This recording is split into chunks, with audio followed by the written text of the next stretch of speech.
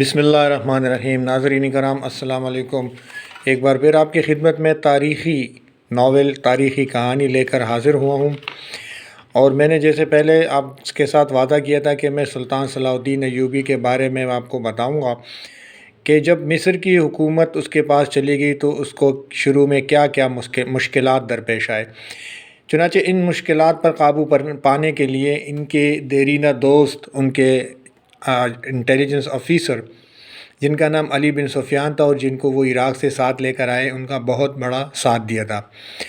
آج جو میں بات آپ کو بتانے والا ہوں یہ اس چیپٹر کی پہلا مارکہ ہے جو سلطان صلاح الدین ایوبی نے دراصل جاسوسی کے نظام کے ذریعے اس پہلے مارکے کو نہ صرف فتح کیا بلکہ اللہ سبحانہ شانہ نے اس کو ایک شاندار کامیابی عطا فرمائی، اور یہ صرف اور صرف علی بن سفیان اور اس کے جاسوسوں کے مرہون منت تھا۔ چنانچہ کہانی یہاں سے شروع ہوتی ہے کہ جب سلطان صلاح الدین ایوبی مصر آئے تو سینئر افسران نے ان پہ پہلے طنز کیا، اور چونکہ عمر کے اعتبار سے وہ ان میں بچہ لگ رہا تھا تو انہیں ایک ناتجربہ کار افیسر یا امیر سمجھنے لگے۔ چنانچہ سب سے بڑا امیر یا باڈی گارڈ کا افسر جن کا نام ناجی تھا، اس نے سلطان صلاح الدین ایوبی کو متاثر کرنے کے لیے بہت کوشش کی۔ اصل میں ناجی بہت مغرور انسان تھا اور اس کے انڈر کمانڈ 50,000 سوڈانی سپاہ تھے یا باڈی گارڈ تھے، جس کا ناجی بے تاج بادشاہ بنا ہوا تھا۔ اور لیکن ناجی نہ صرف ایک گھاک امیر تھا بلکہ انتہائی مغرور، سازشی اور کمینگی کی حد تک حاسد تھا۔ چنانچہ پہلے تو اس نے سلطان صلاح الدین ایوبی کی چاپلوسی کی اور کئی دعوتیں کی اور رقاصائیں پیش کی اور کئی کھانے پیش کیے، عیاشی کے تمام چیزیں پیش کیے، لیکن چونکہ یہ بات اس کے علم میں آ گئی کہ سلطان صلاح الدین ایوبی کی طبیعت ایک چٹان کی مانند ہے جس کو آسانی سے نہیں پگھلایا جا سکتا ہے۔ چنانچہ اس نے سلطان صلاح الدین ایوبی کو کہا کہ ایک دن میں آپ کے لیے ایک شاندار دعوت کا اہتمام کروں گا اور یہ دعوت شہر سے باہر ہوگی۔ چنانچہ سلطان صلاح الدین ایوبی نے اپنے دوست علی بن سفیان سے مشورہ کیا، اور اسی مشورے پر عمل کرتے ہوئے علی بن سفیان نے کہا کہ کچھ دن ٹھہر جاؤ، اور جب میں آپ کو گرین سگنل دوں گا تو پھر آپ دعوت کا اہتمام کروا لیں۔ چنانچہ 8ویں یا 10ویں دن اپنے مخبروں سے تمام خبریں لینے کے بعد علی بن سفیان نے گرین سگنل دے دیا اور دعوت شروع ہو گئی۔ اچھا، ایک سلطان صلاح الدین ایوبی نے ایک اور بھی کام کیا تھا کہ اس نے مقامی لوگوں کو بھرتی کیا تھا فوج میں، جس کی وجہ سے ناجی پہلے ہی غمگین ہو گیا تھا، اور حسد اس حد تک اس کی حسد ہو گئی تھی کہ اس نے سوچ لیا تھا کہ بغاوت کر لیا جائے۔ چنانچہ ناجی نے اندرونی خانہ عیسائی بادشاہ فرینک کے ساتھ مل کر مصر پر حملہ کرنے کی سازش بنائی۔ یہاں علی بن سفیان کا امتحان شروع ہوا کہ وہ کس طرح اس نے ان کے منصوبوں کو خاک میں ملایا، بلکہ اس کے بنائے ہوئے منصوبوں کو اپنے لیے استعمال کیا۔ چنانچہ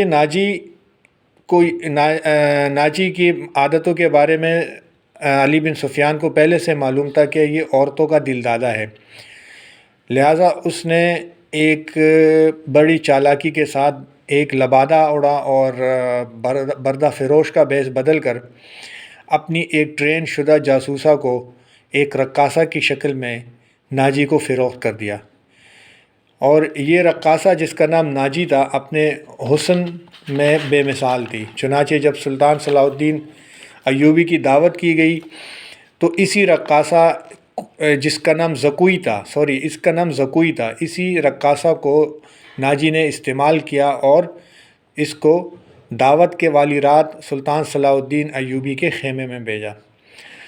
چونکہ اس عورت کو سلطان صلاح الدین ایوبی نے اپنے خیمے میں آنے کی اجازت دی، اور اس کی وجہ سے ناجی اور اس کا نائب ادروش خوشی سے ناچ رہے تھے، کیونکہ وہ یہ سمجھ رہے تھے کہ ان کا منصوبہ کامیاب ہو گیا ہے اور اس طرح ہم نے سلطان صلاح الدین ایوبی کو رام کر لیا ہے۔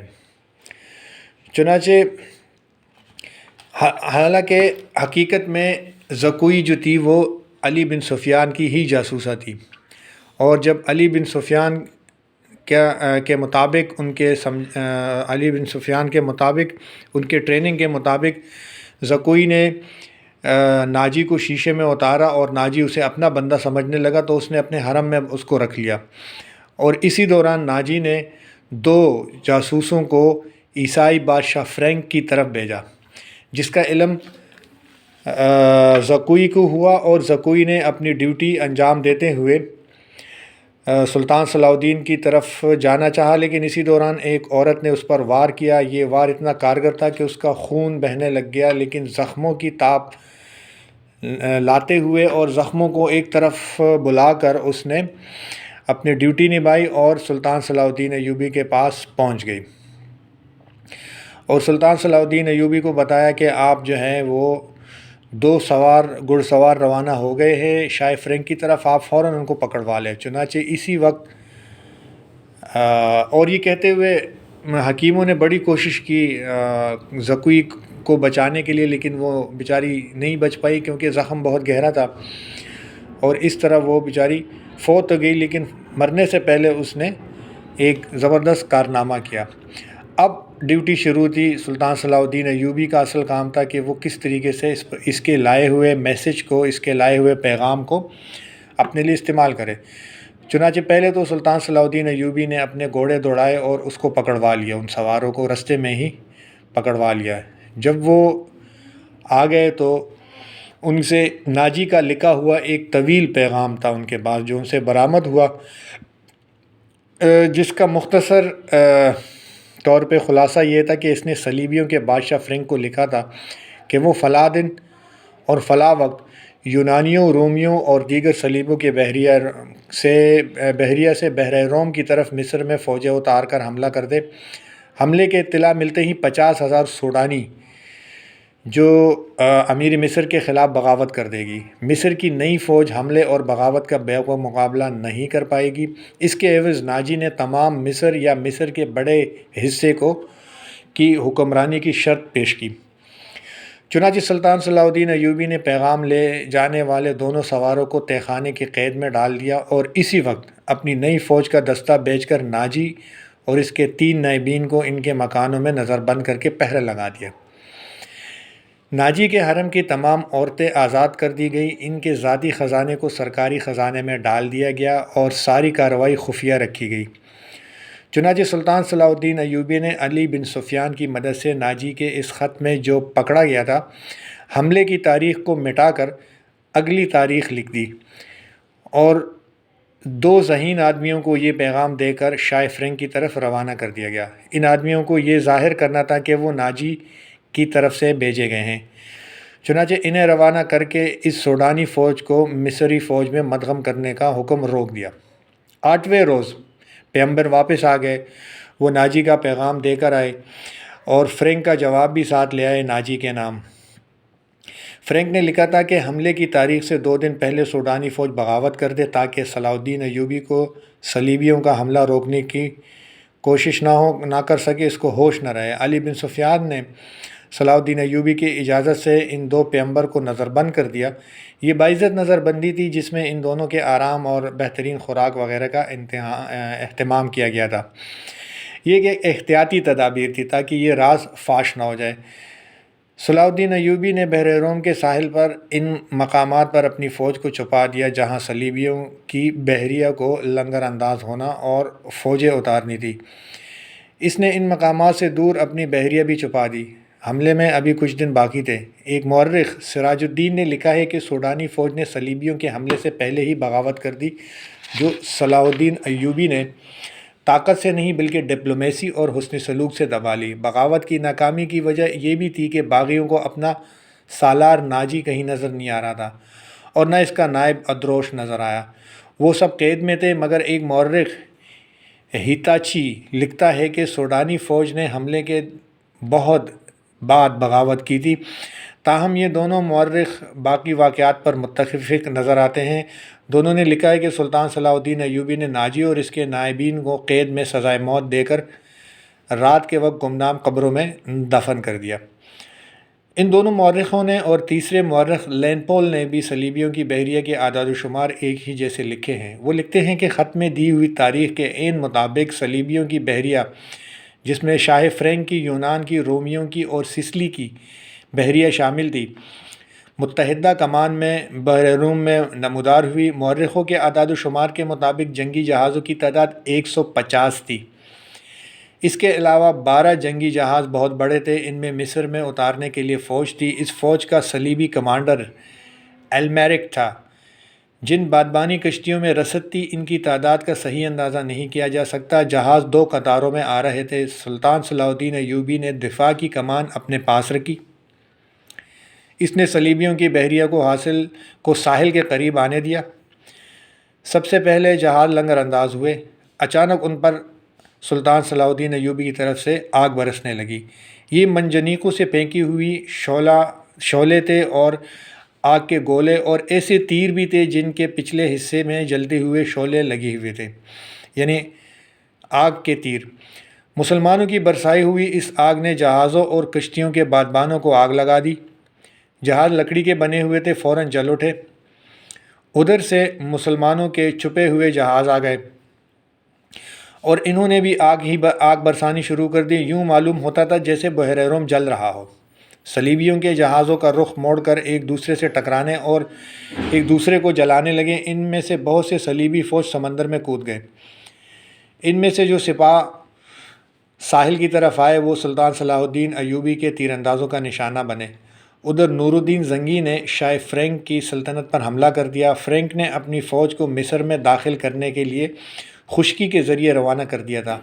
فرینک صلیبیوں کی بحریہ کے ساتھ تھا۔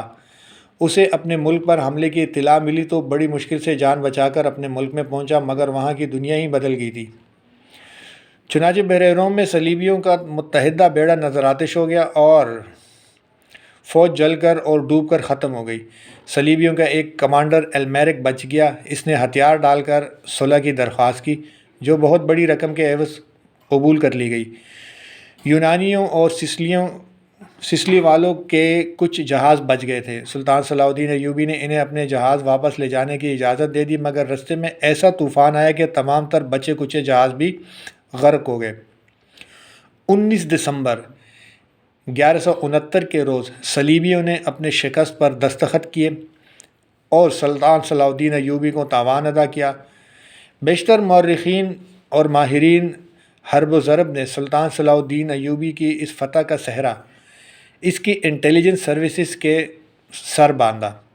رقاصہ زکوئی کا ذکر اس دور کے ایک مراکشی واقعہ نگار اسد الاسدی نے لکھا ہے، اور علی بن سفیان کا تعارف بھی اسی واقعہ نگار نے تحریر کیا ہے۔